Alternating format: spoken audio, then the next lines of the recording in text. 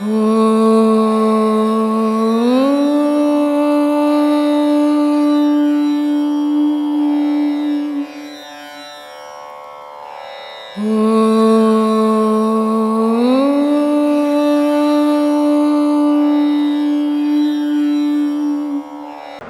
விதியை பற்றியான கேள்வி. விதி நம்ம எல்லா விஷயங்கள்லையும் நம்ம விதி மேலே பழிபட்டு உட்காந்துருக்கோம். இந்த விதிங்கிறது என்ன? இந்த விதி என்னுடைய வாழ்க்கையை நிர்ணயிக்குதுன்னா எனக்கு அறிவு புத்தி இதன் மூலமாக என் விதியை மாற்றிக்கொள்ள முடியுமா? என்னுடைய வாழ்க்கை பாதையை விதி தான் நிர்ணயிக்கிறதுன்ற எண்ணத்திலிருந்து எப்படி ஒரு புரிதலை கொண்டு வர்றது? உலகத்தில் ஒவ்வொரு மனிதனுடைய வாழ்வும் விதி தான் நிர்ணயிக்கும். அந்த மதி நிர்ணயிக்கிறது. ஏன்னா மதின்றது அறிவுன்னு அர்த்தம். அந்த அறிவு எதுலேருந்து உருவாச்சுன்னா அது விதியிலேருந்து உருவானது தான். ஒரு தாய் தான் விதி, குழந்தை தான் மதி. அந்த குழந்தை எது வரைக்கும் விளையாட முடியுமோ தாய் விளையாட விடுவான். குறிப்பிட்ட காலம் போச்சுன்னா அந்த தாய் பிடிச்சி மடியில் உட்காந்து. விதியினுடைய நிலையை தான். விதியை உலகத்தில் இது வரைக்கும் எவனும் ஜெயிச்சுவோம் ஒருத்தன் கூட இன்னும் வரல. அது அஞ்ஞானியாக இருக்கட்டும், ஞானியாக இருக்கட்டும், விஞ்ஞானியாக இருக்கட்டும், யாருமே விதியை ஜெயிச்சுக்கினே கிடையாது. விதின்னா என்ன? வீன்னா காற்று, தீன்னா நெருப்பு. இது ரெண்டும் சேர்ந்து தான் நம்மளை இயக்குது. இது ரெண்டு தான் நம்ம வாழ்க்கைக்கு முடிவு பண்ணும். இந்த நெருப்பும் காற்றும் சேர்ந்து உன்னுடைய செயல் நல்ல செயலா இல்லை கெட்ட செயலா, உன்னுடைய செயல் புண்ணிய செயலா இல்லை உன்னுடைய செயல் பாவ செயலா, இதை அது நிர்ணயம் பண்ணி சேர்த்து. இதில் நீ எதை நிறைய செய்த, புண்ணியத்தை நிறைய செய்த, இப்போ இந்த இவ்வளோ துன்பத்தில் இப்படியாப்பட்ட இன்னலான காலத்தில் பணம் ஆசை கொண்ட காலத்தில் ஆனால் நீ நன்மையே செய்யணும். இந்த நன்மையை என்ன பண்ணுது? இந்த மதி செய்கிற செயலெல்லாம் விதி சேர்த்து வச்சிருந்து அடுத்த பிரிவில் உன்னை சுகவாசியான இடத்துல இருந்து பிறக்க வைக்கணும். ஆனால் இந்த காலகட்டத்தில் நீ நல்லா இருக்கிற, நீ பல பேருக்கு துன்பத்தை கொடுக்குற, நான் நல்லா இருக்கிறேன்ட்டு பல பேரை இன்னல் பட வைக்கிற, பல பேர் மனம் துன்பப்பட வைக்கிற, இதையெல்லாமும் சேர்த்து அடுத்த பிறப்பை என்ன பண்ணுதுன்னா சரியான எல்லாரும் விட துன்பப்படுற மாதிரி உன்னை பிறக்க வைக்கிறது. ஏன்னா மதின்றது பிறந்த பிறகு தான், விதின்றது பிறக்கிறதுக்கு முன்னாடியே இருக்குது இல்லையா? நீ பிறந்த பிறகு தானே உன் மதியை வேலை செய்ய விட முடியும். நீ பிறக்கிறதுக்கு முன்னே உன் மதியை வேலை செய்யாது, அங்கே விதி தான் வேலை செய்யும். அந்த விதியாகப்பட்டது தாயினுடைய கர்ப்பத்திலேயே கூட கொண்டுட்டோம் குழந்தைய. அந்த விதியாகப்பட்டது பிறந்து அப்போ ஒரு 5 வருஷத்தை வச்சுருக்கோம், அப்புறம் கொண்டுட்டோம். அந்த விதியாகப்பட்டது 100 வயசு வரைக்கும் கூட வச்சுருக்கோம். அந்த இடைப்பட்ட காலத்தில் விளையாடுறது தான் மதி. வாழ்க்கை முழுதும் ஒரு மனிதனுக்கு மதி விளையாடாது இல்லையா? இப்போ உடம்பெல்லாம் தளர்ந்து போச்சு, பெரிய அறிவாளி நீங்கள், எல்லா செயலையும் செய்யக்கூடிய ஆற்றல் உண்டு உங்களுக்கு. ஆனால் உடம்பெல்லாம் தளர்ந்து ஒரு மூலையில் உட்கார்ந்த பிறகு இந்த ஆற்றல் எங்கே போச்சு? உங்களுக்கு செய்ய முடியுமா? அப்போ விதி என்ன பண்ணிடுச்சு? உங்களை மூலையில் உட்கார வச்சிருச்சு, மதி அங்கே ஒடுங்கி போச்சு. அதனால மதின்றது ஒரு குழந்தை மாதிரி, விதின்றது ஆரம்பமும் முடிவும் விதி தான். இது விதி எப்படி முடிவு பண்ணுது? நீ செய்கிற நன்மை, நீ செய்கிற தீமைக்கு ஏற்ற மாதிரி உன்னுடைய பிறப்பை உண்டாக்கிக்கின் போது. இதுதான் உலக சுழற்சி. ஒரு புளியங்கொட்டை இல்லைன்னா ஒரு புளிய மரம் திருப்பி வரவே வராது உலகத்தில். வருமா? வராது. அது மாதிரி நீ இன்னைக்கு இல்லைன்னா நாளைக்கு நீ பிறக்க போறதில்லை, நேற்று இல்லைன்னா இன்னைக்கு நீ வாழ போறதில்லை. எப்பவும் மனிதன் இருந்துக்கினே இருக்கிறான், மனிதன் செத்துக்கினே இருக்கிறான். மனிதன் எது சாகுறான்னா மனம் சாகுது, ஆன்மா சாகல.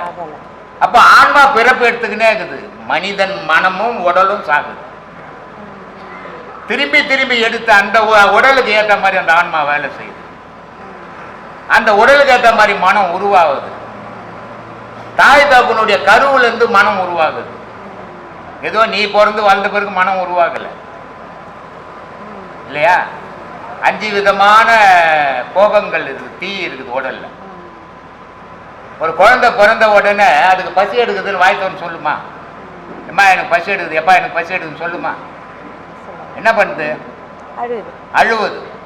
அப்போ அழுவும் போது கோபத்தீ உண்டாகுது. அந்த கோபத்தீயில அது அழுவும் போது தாயும் தகப்பனும் கவனிக்கிறான், ஐயோ குழந்தைக்கு பசி எடுக்குதுன்னு எடுத்து வந்து ஊட்டுறான் இல்லை.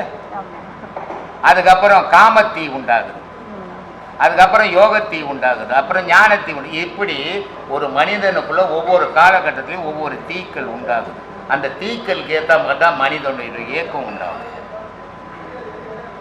இதையெல்லாம் நம்ம அறியும் போது நம்ம எதிலையும் செயல்படாத அமைதியை உட்கார்ந்துருவோம். இது எதிலையும் அறியாத போது எல்லாத்துலேயும் நம்ம இருப்போம். இதான் ஆரவாரம் அமைதின்றதுக்கு அர்த்தமா சொல்லு. இந்த எண்ணங்களுடைய விளைவுகள் தான் மனதில் பதிவுகளாக உருவாகுது. அந்த பதிவுகள் தான் செயல்களாகுது, செயல்கள் தான் நம்மளுடைய வினைகள் ஆகுது. புலன்களால எண்ணங்கள் உதயமாகுது. காது ஒரு விஷயத்தை சொல்லுது, கண்ணு ஒரு விஷயத்தை சொல்லுது, மூக்கு ஒரு விஷயத்தை சொல்லுது, வாய் ஒரு விஷயத்தை, உடல் ஒரு விஷயத்தை. இந்த 5 எண்ணங்களை ஏற்று தான் மனம் ஒரு செயலுக்கு வருது. எதை செய்யலாம், எதை செய்யக்கூடாது. அப்போ மனம்ன்றது குரு, இந்த 5 சீடர்கள் இல்லையா. இதனால்தான் சிவாய்க்கு ரொம்ப அழகா ஒரு இடத்துல சொல்லுவார், குஞ்சிகள் 5 சேவல் 4. குஞ்சிகள் 5 சேவல் 4. இது ரெண்டும் சேர்ந்து என்னால தான் நீ வாழற, உன்னால் தான் நான் வாழணும் ஒரே ஆதிக்கம் பண்ணான். அந்த கூட்டுக்குள்ள ஒரு கிழநரி பூந்துடுச்சான். 5 குஞ்சும் செத்து போச்சான், 4 சேவலும் செத்து போச்சான். 5 குஞ்சுன்னா 5 புலன்கள், 4 சேவல்னா மனம், கிழநரினா நாதம். இந்த நாதம் பூந்த உடனே, இந்த 5 இழந்த உடனே மனுஷனுடைய உலக செயல் இழந்துடுறான். இதுதான் வாழ்க்கை, இதுதான் ஞான வாழ்க்கை. சொல்லுங்க. செயல்களாக மாறும்போது தான் நமக்கு வந்து அது வினையா மாறுது இல்லையா. அந்த செயல்களாக மாறும்போது வினையா மாறாது. செயல்கள் எந்த செயலுக்கு ஏற்ற மாதிரி வினையும் நல்வினையும் சேரும். நம்ம எண்ணங்களுக்கு ஏற்ற மாதிரி செயல், செயலுக்கு ஏற்ற மாதிரி பாவ புண்ணியங்கள் சேரும். சொல்லுங்க. இந்த எண்ணங்களையும் மனதையும் தூய்மைப்படுத்தினா ஒரு நல்ல வழி, இறைவனுடைய வழியில போகணும். இறைவனுடைய வழின்றது எது அப்படின்னு தெரிஞ்ச எல்லாம் உலகத்தில் செய்யறதெல்லாம் இறை வழி தான். இறை வழிபாடுன்னு தான் சொல்லின்னு இருக்கிறாங்க. அது ஸ்கூல் மாதிரி. இறை வழிபாடு இல்லை, இறைவனை பற்றி படிக்கிற வழிபாடு. அது குருவினோட சத்சங்க சொல்ல இறைவனுடைய வழிபாடு நடத்த முடியாதுமா. வெளியே ஒரு சர்ச்சுக்கு போற, நீ கடவுளை பற்றி படிச்சுட்டு வருவ, கடவுளை பற்றி வழிபாடு தெரியாது. ஒரு மசூதிக்கு போற, கடவுளை பற்றி படிச்சுட்டு வருவேன். ஒரு கோவிலுக்கு போற, இந்து கோயில், கடவுளை பற்றி படிச்சுட்டு வருவேன். கடவுளை பற்றி உணர வருவேன். கடவுளை பற்றி உணரணும்னா நீ உனக்குள்ளேயே உணரணும். அதனால தான் சொல்லலாம், உள்ளும் புறம்பும்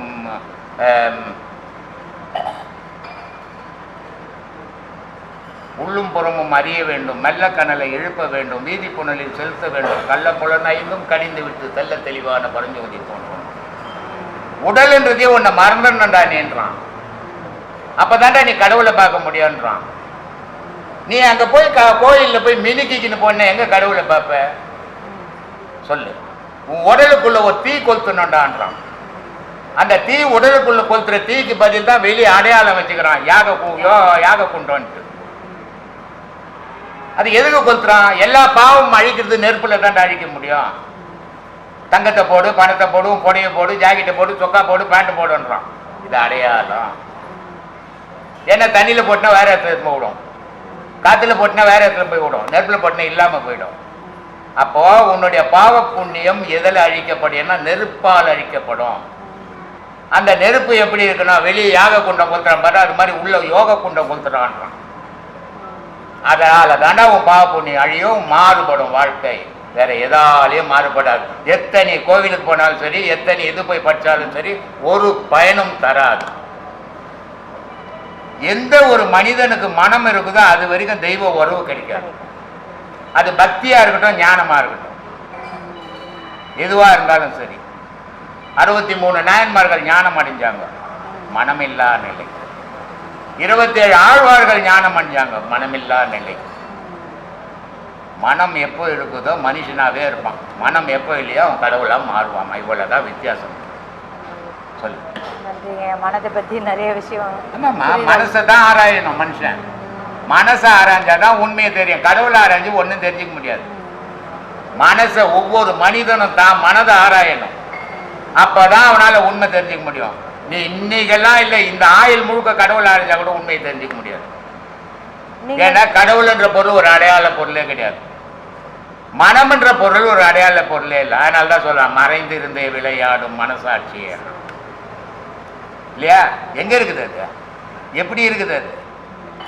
தெரியாது யாருக்குமே. ஆனா செயல் புரியுத, அதை இல்லைன்னு சொல்ல முடியாது. மரப்பாவா இருக்குது, ஏக்குது, ஏங்குது. அதை பத்தி ஆராயணும். அவன் தான் மனுஷன், அவன் தான் ஞானத்துக்கு வழி தேடுவான். கடவுளை பத்தி தேடுறவங்களாம் ஞானத்துக்கு வழி தேட முடியாது. கடவுளை பத்தி தெரிஞ்சுக்கலாம். இதுதான் வித்தியாசம்.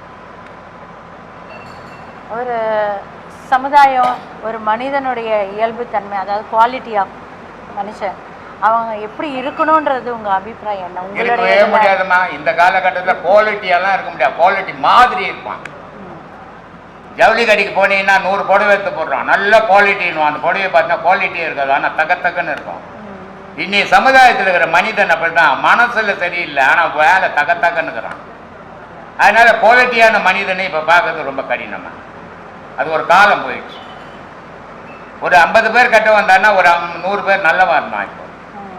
இப்போ 100 பேர்ல 99 பேர் கட்டவனாக்குறான். ஒருத்தன் நல்லவனாக்குறான். ஒருத்தன் நல்லவனுடைய செயல் வெளிப்பட முடியாது. அது மாதிரியான உலகம்.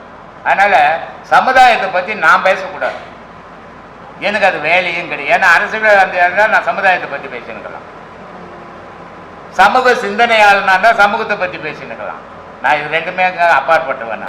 நான் கடவுளை பற்றி ஏதோ கத்திங்கிறது எனக்கு தெரிஞ்ச அளவுக்கு.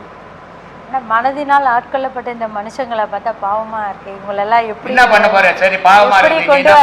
இப்போ ஒரு கோவிலாண்ட போனோம்னா, சர்ச்சையாண்ட போனோம்னா, இந்த பக்கம் ஒரு 50 பேர் உட்காந்துக்கிறான், அந்த பக்கம் ஒரு 50 பேர் உட்காந்துக்கிறான். நமக்கு பாவமாகுது. உடனே இந்த 50 வா வா, நீ ஒரு கோடி, உனக்கு ஒரு கோடி தரேன்னு சொல்ல முடியுமா? சொல்ல முடியுமா? திருவண்ணாமலை கோயிலாண்ட போனீங்கன்னா ஆயிரக்கணக்கில் ஒவ்வொருத்த கழுத்துல பார்த்தீங்கன்னா 50,000 ரூபாய் இருக்கும் பொழுது உத்ராட்சம் அவ்வளோ பொண்ணு பிச்சை எடுத்துன்னுக்குறான். சரி, அவனெல்லாம் கூப்பிட்டு இப்பெல்லாம் கோயிலாண்ட பிச்சை எடுக்கக்கூடாது, கடவுள் இருக்கிற இடத்துல நீ பிச்சை எடுக்கலாமா, வாடா உனக்கு ஒரு 2 வீடு, உனக்கு ஒரு 2 கார் தரேன்னு சொல்ல முடியுமா? அதனால சும்மா பாவப்பட்டு பயனே கிடையாது. 10 ரூபாய் கூட கொடுக்க மாட்டான். ரொம்ப பாவப்படுவான் உலகத்தை பற்றி. 10 லட்சம் கொடுப்பான், பாவத்தை பற்றியே யோசிக்க மாட்டான். அதனால வாயால பாவத்தை பேசியோ கண்ணால பாவப்பட்டோ பயனே கிடையாதுமா. செயலால செய்ய முடியுமா? முடியாது. அதனால அதை பற்றி பேசக்கூடாது. பொருள் சார்ந்த மனிதர்களை பற்றி அல்ல, மனம் சார்ந்த மனிதன். மனம் சார்ந்த மனிதன் யார சொல்ல முடியும்? மனம் இல்லைன்னா மனிதனை ஒருத்த இல்லையம்மா. அவங்களுக்குள்ள மாற்றத்தை உலகத்தில் இருக்கிற அத்தனை பேரும் மனம் சார்ந்த மனிதன் தான். அதனால்தான் நான் சொல்லியிருந்தேன், 6 அறிவுன்னு சொல்றான் மனுஷன். 6 அறிவோட வாழல. 6 அறிவா இருந்தா அவன் கடவுளுக்குள்ள பாதி ஆயிடுவான். அவன் இவன் மிருகத்துல பாதியா இருக்கிறான். இவனுக்கு ஏது 6 அறிவு? 3 அறிவு. தாயினுடைய கர்ப்பத்திலிருந்து ஒச்சி கிச்சி நிகழ்ந்து வந்து வெளியே ஊந்துட்டான். சக்தியால வந்து விழுந்தான். அப்புறமா அவன் குழந்தையா வளர்றான், அது ஜீவனா வளர்றான். அதுக்கப்புறம் வளர்ந்த உடனே மனசு, வீடு வாசல் பண்ணி மனைவி மக்கள் வந்துடுறான், மனசோட வாழறான். இந்த மனம் போன ஒன்று பிணமா போறான். அப்போ சக்தியா பிறந்தான், ஜீவனா வளர்ந்தான், மனமா வாழ்ந்தான், பிணமா போனான். எங்க 6 அறிவோட வாழ்ந்தான்? எங்கம்மா வாழ்ந்தான்? சொல்லின்னுக்கிறோம், ஏமாத்தின்னுக்கிறோம் நம்ம உலகத்தை. எனக்கு 6 அறிவுங்க, என்ன மாதிரி அறிவாளி யாரும் இல்லைங்கன்னு சொல்லி ஏமாத்தின்னுக்கிறோம். உண்மையை சிந்திச்சு பார்த்தா ஒவ்வொரு மனிதனுக்கும் 3 அறிவு தாம்மா. 6 அறிவு மனிதனானா அதை ஆண்டவன் ஆயிடுவான், பாதி ஆண்டவனில் ஆயிடுவான். அவனுக்கு தெரிஞ்சதுலாம் இரக்கம், தர்மம், அது மட்டும்தான் தெரியும் அவனுக்கு, வேற எதுவும் தெரியாது. இவன் தான் ஊரில் இருக்கிறதுல நான் கொள்ளடிக்கணும், அறிவாளி நான் என்றான். அப்புறம் எப்படி அவன் போய் பெரிய மேதன்னு சொல்ல முடியும்? அதனால இன்னைய சமுதாயத்துக்கு நம்ம அறிவுரையெல்லாம் சொல்கிற அளவுக்குலாம் நமக்கு அறிவு இல்லை முதல்ல. ஏன்னா பெரிய பெரிய அறிவாளிலாம் இருக்கிறாங்க வெளியே. நம்ம என்னட்ட அவங்களுக்கு போய் அறிவை சொல்கிறோம்? நம்ம அறிவை சீர்படுத்தின்னு போயிட்டா நமக்கு அதுவே புண்ணியம், பெரும் விஷயம். இன்னொருத்தரை போய் அறிவாளி ஆக்கிறத விட நம்ம அறிவாளியை, நம்ம அறிவை நம்மளே திருத்திக்கினா அதுவே நல்லது. ஏன்னா இந்த உலகத்தை மாற்ற இது வரைக்கும் ஒரு கொம்பனும் பிறந்ததில்லை இல்லையா? திருவள்ளுவர் 2150 வருஷத்துக்கு முன்னே வந்தார். எந்த வேத நூலும் திருக்குறள் இருக்கிற மாதிரி கிடையாது. எத்தனையோ வேத நூல் இருக்குது உலகத்தில், பெரிய பெரிய வேத நூல்னு புகழ வேத நூல்லாங்குது. ஆனால் திருக்குறள் மாதிரி ஒரு வேத நூலே கிடையாது. திருக்குறள் மாதிரி ஒரு பகவத்கீதை கிடையாது. திருக்குறள் மாதிரி ஒரு குரான் கிடையாது. திருக்குறள் மாதிரி ஒரு இது பைபிள் கிடையாது. இதெல்லாம் மனிதன் வாழறதுக்கு வழிவகுத்து வச்சுக்குது. ஆனால் அதில் கடவுளை அடையிறதுக்கு வழிவகுத்து. ஆனால் எவனாலையும் வாழ முடியாது, படிக்க முடியும். இன்னைய வேத நூல்கள் எல்லாம் படிக்க முடியும், கடவுளை அறிய முடியாது. கடவுளை அறியணும்னா வேத நூல்ல இருந்து அறிய முடியாது. உன்னால உன் மனசால மட்டும்தான் அறிய முடியும். ஆனால் அவன் அதை விரும்புறதில்லை. அப்புறம் எங்கேருந்து கடவுளை அறிவு? இவனுக்கு எங்கேருந்து அறிவு வருது? அதனால சாத்தியப்படாத விஷயம். குருவினோட அருகில் உட்கார்ந்துருக்கும் போதும் குருவுடைய அறிவுரையை கேட்கும் போதும் அவனுடைய மனநிலை வந்து அவனுக்கு மாறி இருக்கான்ற அந்த மாற்றம் எப்படி தெரிய வருது? கண்டிப்பா மாறும். அது எந்த மாதிரியான உணர்வு நிலையா இருக்கும்? இல்ல, அது அவன் தான் அறிய முடியும், அடுத்தவங்களால அறிய முடியாது. இப்போ ஒரு தாயும் ஒரு கணவனும் ஒரு மனைவியும் புணர்வு பண்றாங்க இல்லையா? ஒரு விதமான இன்பம் கிடைக்குது. நாளைக்கு காலையில் வந்துட்டு உடனே பார்க்குறவங்களாம் நல்லா இன்பம் அணிஞ்சுக்கணும் சொல்ல முடியுமா? முடியுமா? அந்த மாதிரியான விஷயம் இது. தனக்குள்ளவே தான் அடையிற இன்பத்தை அடுத்தவனால அறிய முடியாத விஷயம். அப்படி இங்க ஒவ்வொருத்தருமே நான் பேசும்போது அறியிறாங்க. ஆனா இந்த செவுத்தை தாண்டின உடனே நான் இங்க பேசுறதே மறந்துட்டு பொண்டாட்டி மேலேயும் புள்ள மேலேயும் அப்பா மேலேயும் அம்மா மேலேயும் போயிடுது. இந்த நிலையை தக்க வச்சுக்கிறதுக்கு முடியாது. அது அவங்களால தான் முடியுமே தவிர மற்ற குருமார்களால முடியாது. அவங்களுக்கு சொல்லக்கூடிய அறிவுரை என்ன? எப்படி தக்க வச்சுக்கணும்? எந்த மாதிரி? எல்லாத்தையும் சொல்லிங்கிறேம்மா. ஒரு நாள் சொல்லல, 40 வருஷமா சொல்லிங்கிறேன்.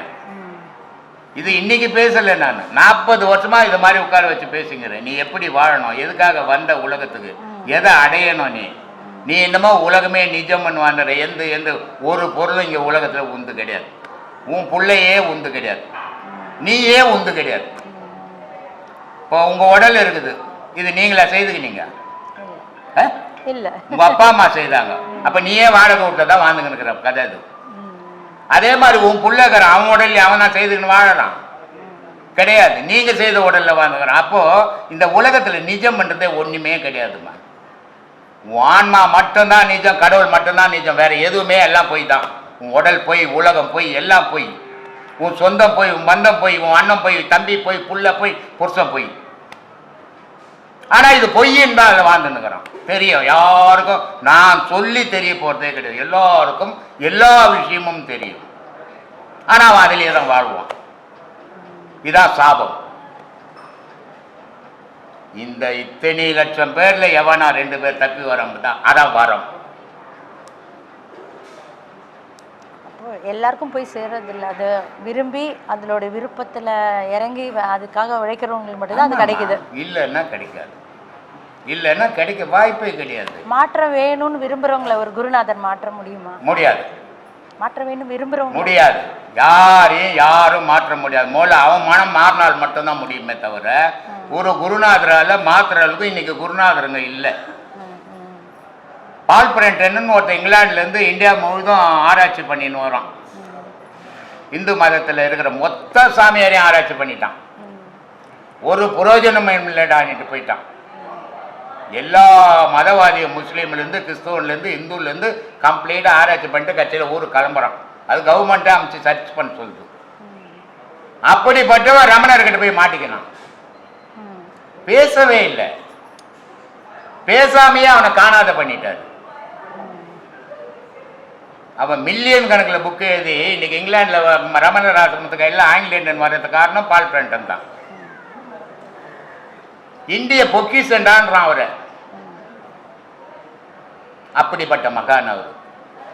விவேகானந்தர் எல்லா சாமியாரையும் சாமி இருக்குதா காட்டுறியான்னு அடிச்சுன்னு போனார். ஏன்னா காலேஜ் ஸ்டூடெண்ட் அவர். மொட்டுத்தனம். எல்லா சாமியாரும் கடவுளை காட்டுறியான்னும் போது காட்ட முடியாது அப்படின்னு போயிடுச்சு.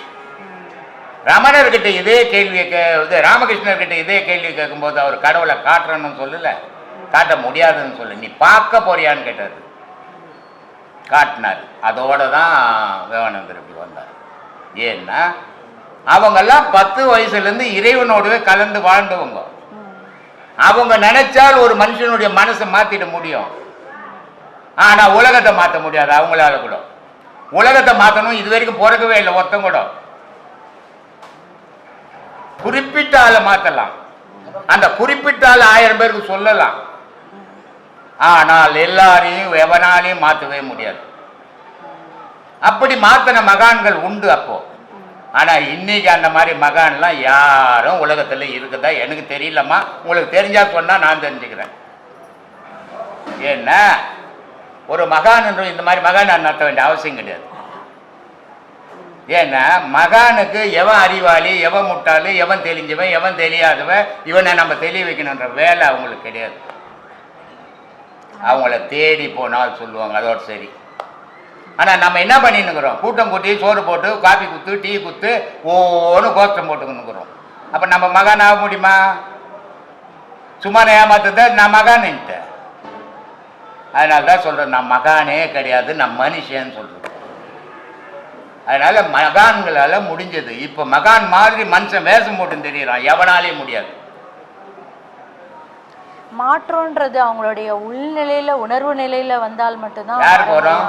அவங்க யாரு மாறணும்னு நினைக்கிறான். ஆமா, அப்போ அவன் மனம் மாறணும்னு நினைச்சால்தான் மாறுவான். ஒரு திருடன் திருடிக்கினே இருக்கிறான், சொற்பொழிவுனால அவரு மாறவே மாற மாட்டாமா.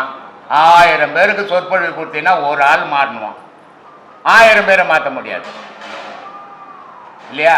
அவனுடைய உள்மனம் இது நல்ல வழி, இது கெட்ட வழி. நம்ம இவ்வளோ நாள் தெரியாமல் இதில் பயணம் பண்ணிட்டோம். இப்போ உண்மை தெரிஞ்சு போச்சு. நம்ம இருக்கிற குறைக்காலம் இதில் பயணம் பண்ணணும் அப்படின்னு அவன் முடிவெடுத்தால் தானே தவிர எந்த குருவாலையும் மாற்றிட முடியாது.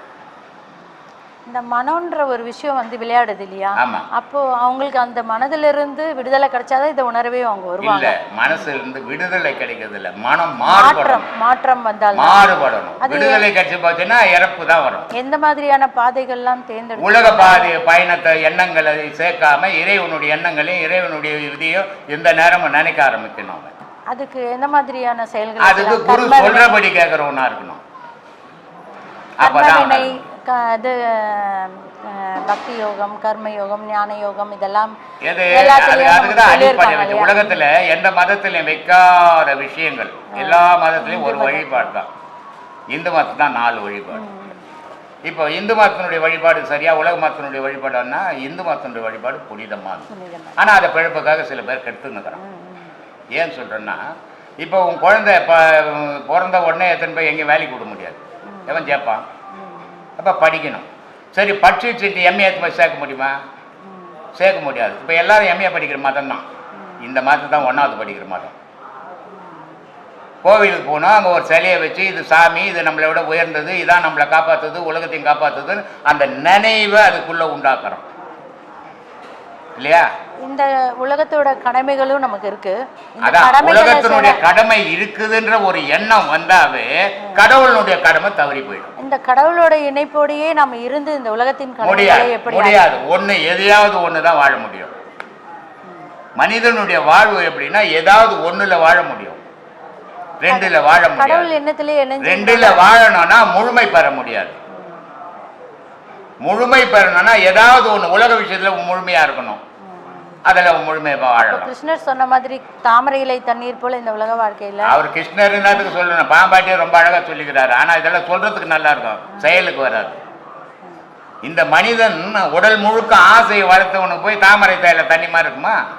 இப்போ நம்ம குழந்தை செத்து போச்சு, தாமரையில் தண்ணி மாதிரி இருந்து கிருஷ்ணர் சொன்னார். பரவாயில்லப்பா, செத்து போச்சு, இயற்கை எதுவுமே போச்சுட்டுன்னு சொல்லுமா? இதுதான் மன அடக்கம் இல்லையா? மன அடக்கம் இல்லைம்மா, படித்ததெல்லாம் வேறம்மா, பழக்கம் வேற. வாழ்க்கைக்கு அவங்க சொன்னது எதுவுமே உதவாது. முயற்சி பண்ணி பார்க்கணும். இந்த உலகாயுத வாழ்க்கை இழுத்துட்டே தான். உலக வாழ்வு வானான்னு வந்தான் பத்தியா, அவனுக்கு மட்டும் சாத்தியம், மற்ற யாரும் எவனுக்கும் சாத்தியம் கிடையாது. இப்ப நான் எது கத்துறோம் இங்க? என்ன இது? நான் பொது தொண்டா செய்துங்கிறேன். இது என்ன தர்ம வழிபாடா நடத்துறேன்? காசு கோசம் கத்திங்கிறேன், புகழுக்காக கத்திங்கிறேன். இல்லைன்னா நான் என் கத்த வீட்டுல படுத்துனுக்கலாமே. என்னுடைய புகழ் உலகம் தெரியணும், அதனால மீடியாவில் கத்துறேன், அதனால உன்னை கேட்க சொல்றேன். இவ்வளோ பேர் பார்க்குறான், மீடியாவில் பார்க்கலாம், இவ்வளோ பேர் இங்கே வரப்போறது இல்லை. அப்போ நான் எதை நோக்கி பயணம் பண்றேன்? புகழை நோக்கி பயணம் பண்றேன். இங்க ஒன்றும் பொது தொண்டே கிடையாது, சுயநலம். ஒரு பிள்ளை கிட்ட தாய் அவனை பராமரிக்கிறான்னா அவளுடைய சுயநலம். ஒரு கணவன் கிட்ட மனைவி ரொம்ப அந்நியமாக்குறான்னா அவளுடைய சுயநலம். ஒரு பிள்ளை தாய்கிட்ட அன்பா இருக்குன்னா அவன் அந்த குழந்தையினுடைய சுயநலம். உலகமே ஒரு சுயநலம், இறைவனே ஒரு சுயநலவாதி. அவன் சுயநலவாதியா இருந்தா என்னை படிக்க வேண்டியதில்லை, நான் கத்த வேண்டியதில்லை, அவனை பற்றி பேச வேண்டியதில்லை இல்லையா? உலக வாழ்வே சுயநலத்தில் இயங்கிக்கினது. இங்க எங்க பொதுநலங்குது? இந்த மாயைன்னு சொல்றோம் இல்லையா, இந்த மாய விஷயம் வந்து இந்த மாய விஷயத்துலேருந்து நம்ம விடுவிச்சு நம்மளுடைய விதியை நம்மளே மாற்றிக்கக்கூடிய இது நம்மக்கிட்ட இருக்கா சக்தி? இருக்குது. இல்லை விதின்னு ஒன்று இருந்தது? இல்லை இருக்குது, மாய சக்தி இருக்குது. எப்படி இருக்குதுன்னா, இப்போ எனக்கு 2 பிள்ளைங்க இருக்குது, ஒரு மனைவி இருக்கிறான். அவள் ஒரு மாயையாக என்னை கடவுள் வழிபாட்டில் போக விடாமல் தடுத்துக்கினே இருக்கிறான். நான் இந்த மாயை ஜெயிக்கணும்னா அந்த 3 பேரையும் கொல்லுவேனா? யாராவது கொல்லுவாங்களா? சொல்லுங்க. கொண்டுட்டா எனக்கு யாருமே இல்லையே. அப்புறம் அடுத்தது என் கடவுள் தானே நான் தேடணும். ஆனால் இவங்க இருக்கிற வரைக்கும் என்ன கடவுள் தேட முடியாது. இது ஒரு மாயை, என்னால் கொல்ல முடியுமா? பேசுறது வேற, செயல் வேற. எனக்கு இந்த பட்டிமன்றம் பேசுறதுல 2 பேரும் ரொம்ப பிடிக்கும் எனக்கு. ரொம்ப, ஏன்னா உண்மையாக பேசுகிறாங்க, ஜாதி மதம் கடந்து பேசுகிறாங்க அந்த 2 பேரும். அதனால எனக்கு அந்த 2 பேரும் ரொம்ப பிடிக்கும். இந்த பாரதி பாஸ்கர்னு ஒரு அம்மா பேசுது பட்டிமன்றத்தில், ரொம்ப அருமையாக தெளிவாக உண்மையான விஷயங்களை பேசுது. அதே மாதிரி பிரவீன் சுல்தான் ஒரு முஸ்லீம் பொண்ணு பேசுது, பேராசிரியர், ரொம்ப அழகாக பேசும். அது அந்த ஜாதியை கடந்து பேசுது, அந்த மதத்தை கடந்து பேசுது. அதே மாதிரி இந்த பாரதி பாஸ்கர் ஜாதியை கடந்து பேசுது, மதத்தை கடந்து பேசுது. இந்த 2 பேரையும் எனக்கு ரொம்ப பிடிக்கும். ஏன்னா நீ எந்த மதவாதியாக இருந்தாலும் உன் வீட்டுக்குள்ளே வச்சுக்கோ, எந்த ஜாதியாக இருந்தாலும் உன் வீட்டுக்குள்ளே வச்சுக்கோ. பொது இடத்துக்கு வந்தீங்கன்னா அங்கே ஜாதி மதம் பேசுனா குழப்பம்தான் உண்டாகும். பொது நோக்கு ஓணும். அங்கே இங்கே இவ்வளோ பேர் ஆயிரக்கணக்கில் வந்திருக்கிறாங்க. இது வரைக்கும் நீ எந்த ஜாதி எந்த மதம் நான் யாரையும் இது வரைக்கும் என் வாழ்நாளில் கேட்டதே கிடையாது. ஏன்னா நான் பார்க்கறது ஜாதியை பார்க்க மாட்டேன், மதத்தை பார்க்க மாட்டேன், மனுஷனை மட்டும் பார்ப்பேன். அந்த மாதிரி இந்த 2 பெண்களும் அவ்வளோ அருமையாக பேசுகிறாங்க பட்டிமன்றத்தில். இது குரானை பற்றியும் பேசுது அந்த பொண்ணு, மகாபாரதத்தை பேசுது, ராமா. இந்த பொது நோக்கு வரணும், ஒவ்வொருத்தரும் மேடையில் பேசணும். நான் ஒரு முஸ்லீம், குரான் பற்றி தான் பேசுவேன். நான் ஒரு இந்துவை பற்றி தான் பேசுவேன். நான் ஒரு கிறிஸ்தவ. அப்படி பேசும்போது நீ வீட்டில் பேசணும், பொது இடத்துல பேச வேண்டிய அவசியம் கிடையாது. பொது இடத்துல அப்படி பேசணும்னா அது பிழப்பு. இந்த பொது நோக்கு வரணும் ஒவ்வொரு மனிதனுக்குள்ளும் வந்தாவே அவன் பாதி சுயநலம் பாதி பொது நலத்துக்கு வருவான். இல்லைன்னா முழுக்க சுயநலத்திலே வாழ்வான். இப்போ என்னுடைய செயல்கள் என்னுடைய தொண்டுகள் எப்படி அப்படின்னா எல்லாம் பொது நலமான இல்லை, பாதி பொதுநலம் பாதி என்னுடைய சுயநலம். அதை தான் நான் செய்துன்னுக்கிறேன். முழுக்க நான் பொதுநலம் செய்யவும் முடியல. இந்த மாதிரி உண்மையை உணரணும் ஒவ்வொருத்தரும், அப்போதாம்மா அதில் போக முடியும். ஏன்னா புளியம்பழங்குது இல்லை, அது பூ வரும், பூவிலேருந்து பிஞ்சு வரும், பிஞ்சிலேருந்து காய் வரும், காயிலேருந்து செங்காய் ஆகும், செங்காய் ஆனாலும் பழமாகும். இது எல்லாம் ஒன்றா ஒட்டி வந்தது. பழுத்த உடனே கொட்டை தனியாக உள்ள ஆடும், பழத்துக்குள்ளே கொட்டை தனியாக ஆடும், பழத்தில் ஒட்டி இருக்காது. பழம் தனியாக இருக்கும், பழத்துலேருந்து ஓடு தனியாக இருக்கும், ஒன்றோட ஒன்று ஒட்டி. மீறி எல்லா பழமும் ஒன்றோட ஒன்று ஒட்டி இருக்கும். புளியம்பழம் ஒன்றோட ஒன்று ஒட்டியிருக்காது. மனிதனுடைய வாழ்வு அப்படி வாழணுன்றான் பாம்பாட்டி. அவன் தாண்டா முழு மனிதன், அவனால் தாண்டா கடவுள் அடைய முடியும். எல்லாம் ஒட்டிக்கிறவனால கடவுள் அறிய முடியாது, அதை நீங்கவே முடியாது, எப்பவுமே நீங்காது. அது மாதிரி மாயைன்ற பாச வழியில் விழுந்தவன் எப்பவுமே மீண்டு வெளியே வர முடியாது. அதனால பாசத்தை அர்த்தம்லாம் மாயை ஜெயிச்செல்லாம் இதெல்லாம் வாயால் பேச சரியா இருக்கும், செயலால் வர முடியாது. இங்கே வர காலையில் உட்காடுறான், எங்கே போயிருக்கிறோம், ஒரு ஆன்மீக இடத்துல போய்க்கிறோம், ஆன்மீக பேச்சை கேட்டுன்னுக்குறோம். உடனே வீட்டில் இருந்து பொண்டாட்டி போனோடனே இங்கே தான் இருக்கிறேன், இந்த வந்துடுறேன் நான் ஒரு ஹவரில் அப்படின்றான். அப்படிப்பட்ட நிலையில மனிதன் வாழ்ந்துன்னுக்குறான். அப்புறம் அவன் எங்கிருந்து ஆன்மீகத்துக்கு பயணத்துக்கு போகிறது இல்லையா? ராமகிருஷ்ண பரமஹம்சர் பேசுகிறாரு, 2 நண்பர்கள் வராங்க, ஒன்றா பேசிக்கணும்.